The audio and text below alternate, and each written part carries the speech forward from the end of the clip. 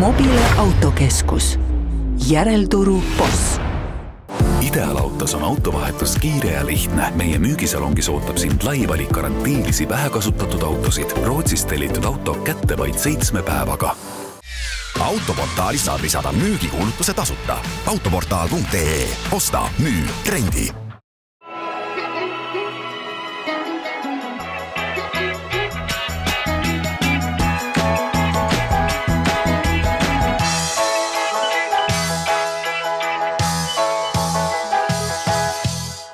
Tervist, on laupäev ja see tähendab vaid üht, Motomelu alustab. Tänases saates on meil nii palju põnevaid uudiseid, et meil ei olegi mõtet siin saate algusega pikalt juttu teha, vaid asume kohe asja kallale.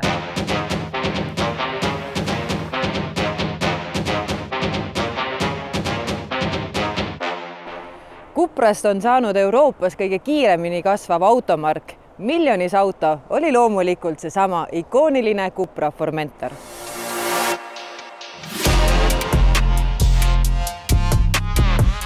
Cuprast on saanud Euroopas üks kiiremini kasvav automark. Kuidas see edu meil siin Eestis üldse täna kajastub?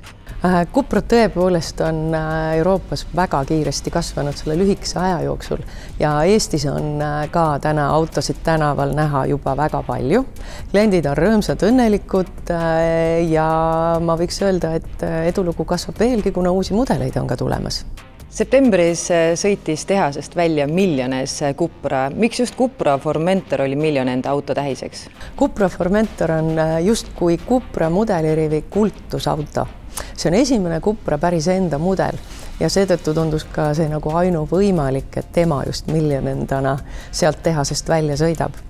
Ja mis veel Cupra Formentori eriliseks teeb, et kui öelda, et nagu Cupra on kiiresti kasvav autobränd, siis Formentor on just see eriline ja kõige rohkem müüdud Cupra mudel.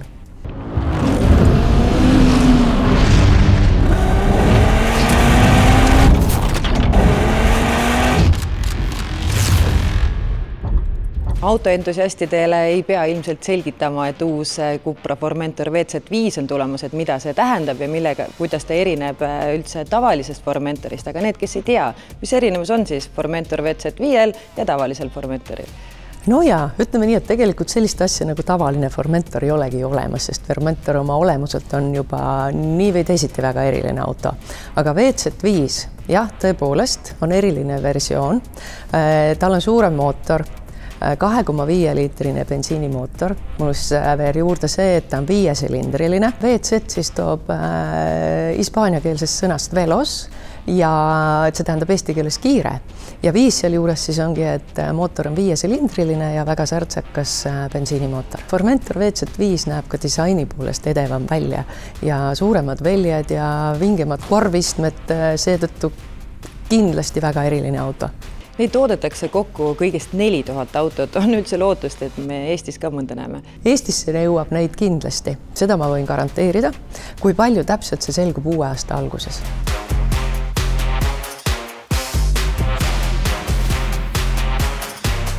Cupral on väga palju erinevaid autosid. Et mida inimesed täna kõige rohkem piilumas või otsimas käivad? Cupra valikus on tõepoolest erinevad tooted. Meil on olemas täiselektrilised, pistikhübriidid, kerghübriidid kui ka bensiinimootorid. Talve tulekul on meil nelikveolistele väga head pakkumised ja sa saad nelikveolise osta endale esikveolise Cupra hinnaga. Ja seda siis nii Formentor, Terramar kui Leon Sportstoureri puhul.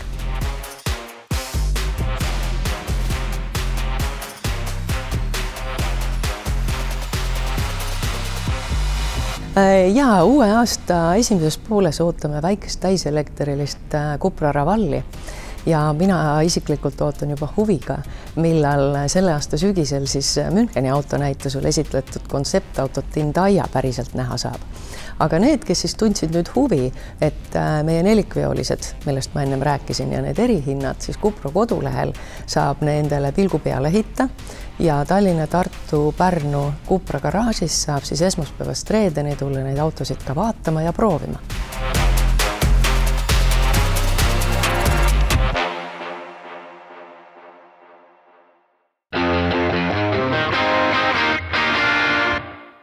Autopassadone laagri esinduses käib sisuliselt iga päev vilgas liikumine, aga tänane päev on pisut erilisem, sest Citroën tutvustab oma uusi mudeleid ja avalikustab kohe ühe korraliku pommuudise.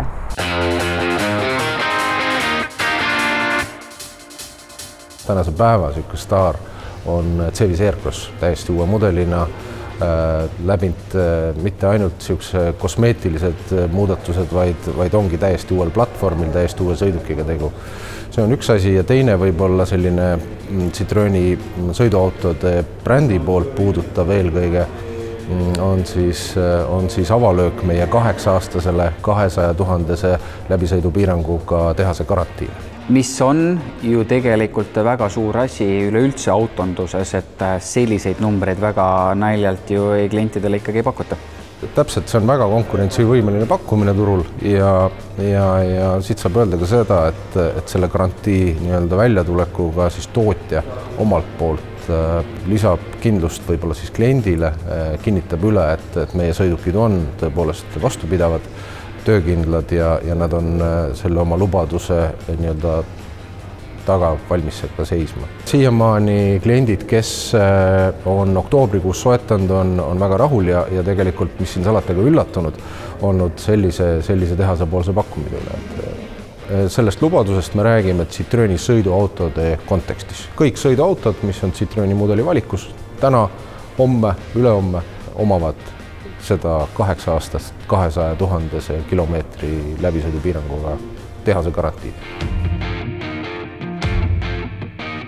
Selle garantii lansseerimisel või avamisel klientide jaoks on tegelikult 2 peamist aspekti. Üks on siis võib-olla see, et anda esmaostjale see kindlus tõepoolest see sõiduk soetada.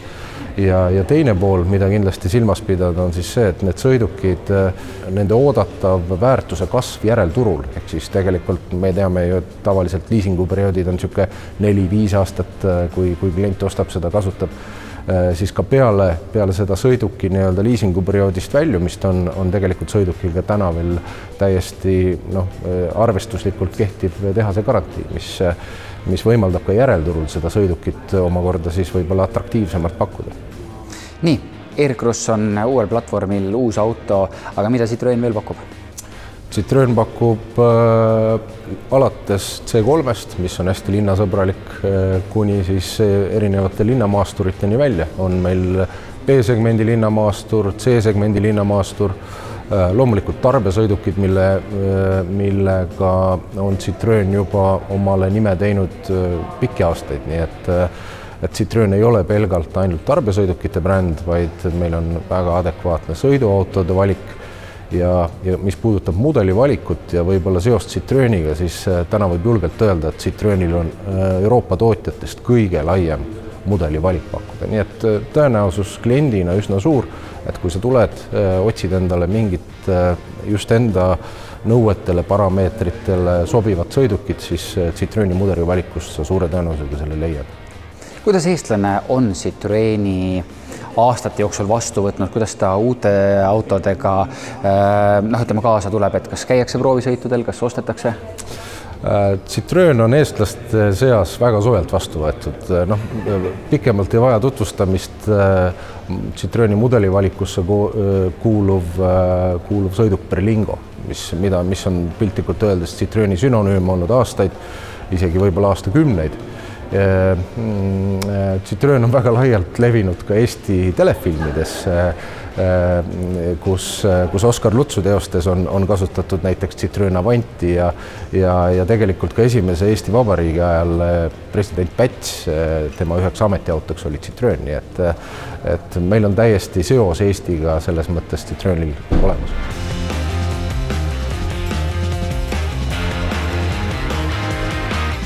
Kuidas inimene teid üles leiab, kuidas saaks sobiliku mudeliga proovisõitu broneerida? Citroëni proovisõidu ja nii-öelda salongikülastuse broneerimiseks on kõige mugavam kliendi jaoks tõenäoliselt kasutada meie kodulehte, kus on olemas lisaks siis auto konfiguraatorile ka kindlasti kontaktivormid, kõik kontaktid, telefonid, meiliaadressid, nii et julgustan igal juhul sealt kaudu meiega ühendust võtma.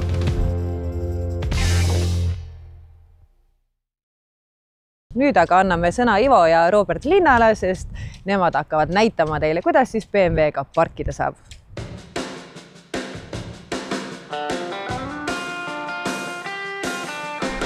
Näed, seal on üks koht olemas.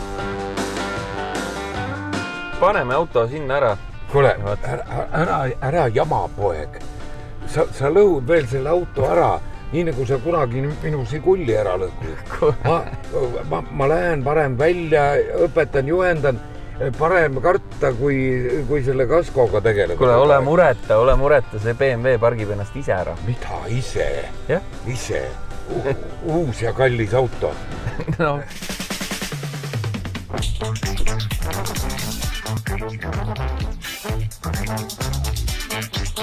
Vajutame nuppu.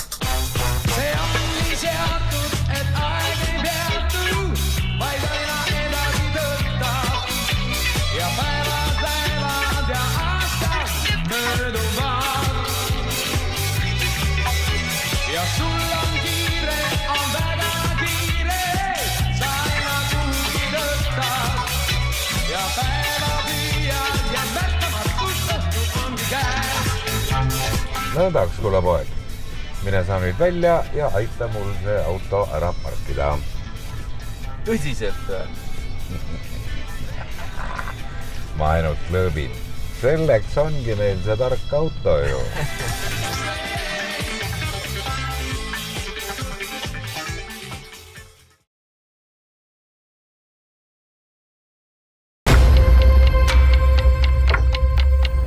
Mobile autokeskus. Järelturu boss. Ideaalautos on autovahetus kiire ja lihtne. Meie müügisalongis ootab sind lai valik garantiilisi vähekasutatud autosid. Rootsist tellitud auto kätte vaid 7 päevaga. Autoportaalis saad lisada müügikuulutuse tasuta. Autoportaal.ee. Osta, müü, rendi.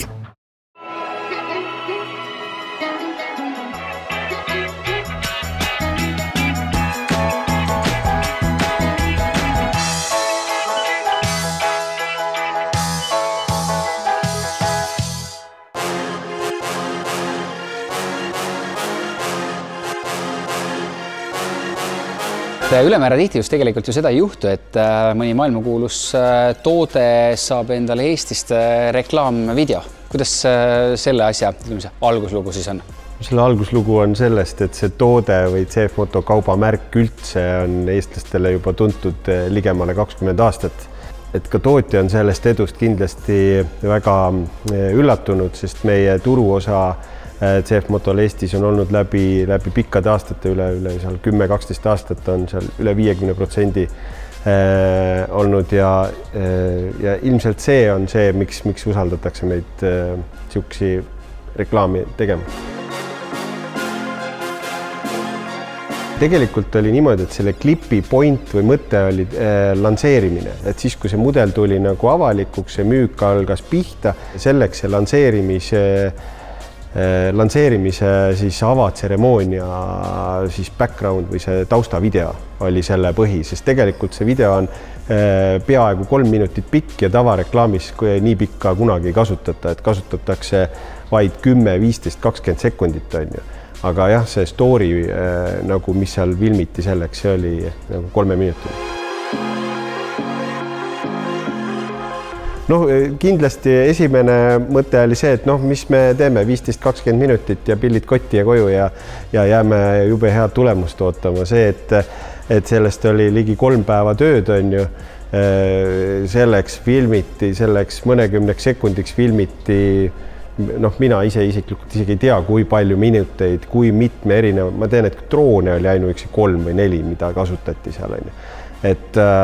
Et selles mõttes kogu see meeskond kokku oli juba nii muljetavaldavalt suur, et see isegi natukene tekitas kõhedust alguses. Hea on vaadata lõpptulemust, aga mis selle taga peitub, eks? Jaa, aga teisest küljest oli see ka väga põnev, on ju, et näha seda telemaastikku natukene nagu siis seestpoolt ja tegelikult ka mõne võrra seda protsessi juhtida. Kairi Rondo ja Jaagup Kreem said siis selle loo nägudeks, et millest see valik? Noh, eestlastele teada, Jaagup Kreem loomulikult ju Eesti üks nimekamaid rockstaare üldse. Loomulikult, kui tema võtab midagi sõita kasutada, siis see tõmbab tähelepanu kindlasti. Kairi Rondo samamoodi, teada tuntud telenägu, tema taust ka mõnevõrra niisugune motosõbralikum, ehk ta on ju motokrossi taustaga ja quadi-sõitja, mätsib kokku hästi. Mis need kihvtid kohad olid, mis te välja valisite, mida siis maailmale näidata? Ka eks me valisimegi sellise sügisese metsavahe ja selle, mis läheks nagu kogu Skandinaavia niisuguse üldpildiga kokku. Et ta töötaks mitte ainult Eestis, vaid ta töötaks sama hästi Leedus, ta töötaks sama hästi Soomes, on ju, et see oli see eesmärk.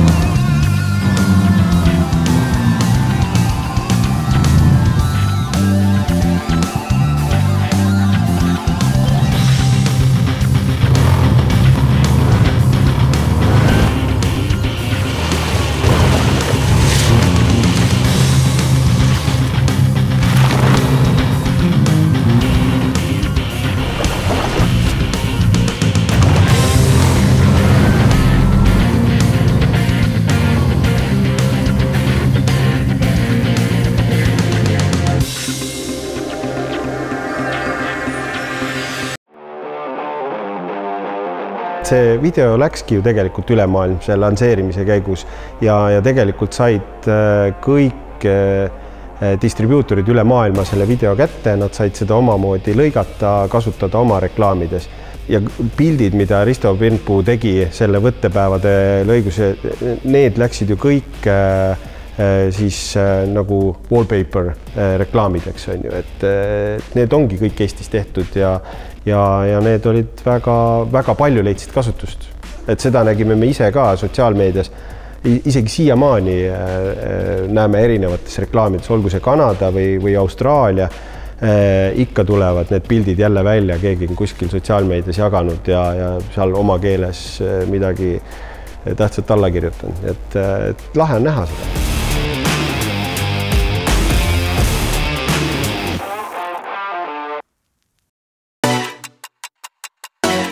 Kuigi hübriid- ja pistikhübriidautode populaarsus Eestis aina kasvab, on nende autode erinevus veel paljude jaoks veel pisut ebaselge.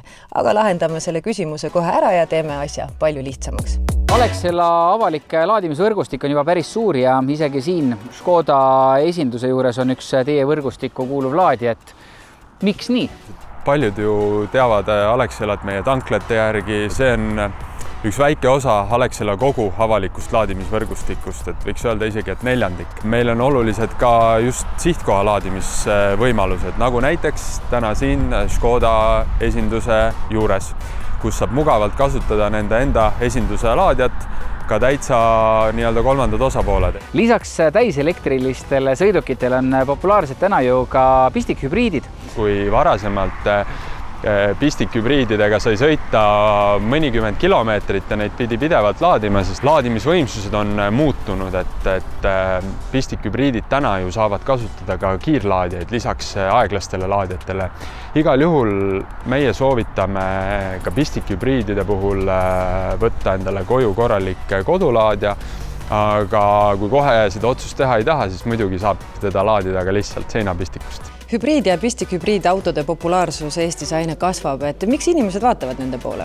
Seal on ilmselt 2 põhjust, et kõige varasemalt juba tulid meile need igasugused hübriidmootorid, mis tegelikult tõid siis sellise kütusekulu alla ja ka CO2 näitajad alla. Ja pistikhübriidiga on nüüd siis see rõõm, et on võimalik sõita nii kütusega kui ka siis ainult elektri jõul. Et see hübriid, siis tema puhul on selliselt, et autot reeglina veab elektrimootor ja siis kas bensiini- või diiselmootor on siis seal nii-öelda generaatorina, mis annab seda voolu sellele autole. Kodus seda autot tavaliselt pistikusse panna ei saa, ehk et ta töötab täiesti autonoomsena. Pistikhübriid on nüüd siis teistpidi jällegi, et ta küll enamus ajast, kui aku on täis laetud, ta sõidab elektri pealt, aga kui see aku tühjaks saab, siis tuleb nii-öelda kas siis bensiini või diiselmootor talle appi ja seejärel saab juba tavamootoriga edasi sõita. Ja kodus laadimine on siis ka samuti, et sa võid teda kas nii-öelda elektriga ise laadida juhtme kaudu või siis valad sinna kütust sisse, nii et selles mõttes on ta võib-olla natukese nagu universaalsem ja saab ära kasutada sellist kodust, eriti veel kui kodus on see elektri päikeselaadimise võimalus, siis see teeb ta nagu väga mõnusaks. Meil on siis Superb ja Kodiaq on siis sellised, millel on pistikhübriid olemas ja mõlemal on siis selline 120 kilomeetrit sõidulatus. Nad on kombineeritud siis bensiinimootoriga, nii et kui elekter otsa saab, jätkab bensiin. Meil on siis kas tavaline sisepõlemismootor või siis on juba pistikhübriidi lahendus või juba siis täiselektriline. Seda on saadaval ka 2 mudelina, on siis Elrock ja Eniac ja järgmisest aastast on meile veel juurde lisandumas sinna neid variante, nii et saame ka rohkem pakkuda. Kui nüüd aga mõni kortermaja elanik soovib laadijat, kas vahepeal on toimunud mingeid arenguid ja ka kortermajadesse on lihtsam laadijat paigaldada? Need inimesed, kes ikkagi täna elavad kortermajas ja tahavad oma autot laadida, siis täna selleks on tegelikult võimalused olemas. Ja huvitav on ka see, et kui kusagile oleme mõned laadijad ära pannud, siis tegelikult elanikud näevad, et see on võimalik ja kohe riburada pidi hakkab neid juurde tulema.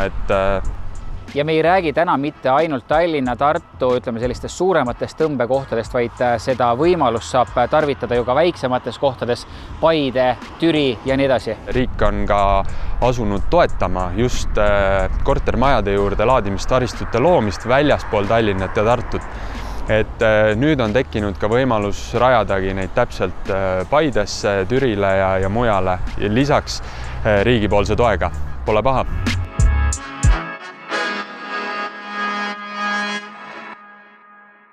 Suur aitäh, et meie saadet vaatasite, külastage ikka ka meie sotsiaalmeediakanaleid ja olge liikluses ikka väga tähelepanelikud, sest kaugel see taligi enam on.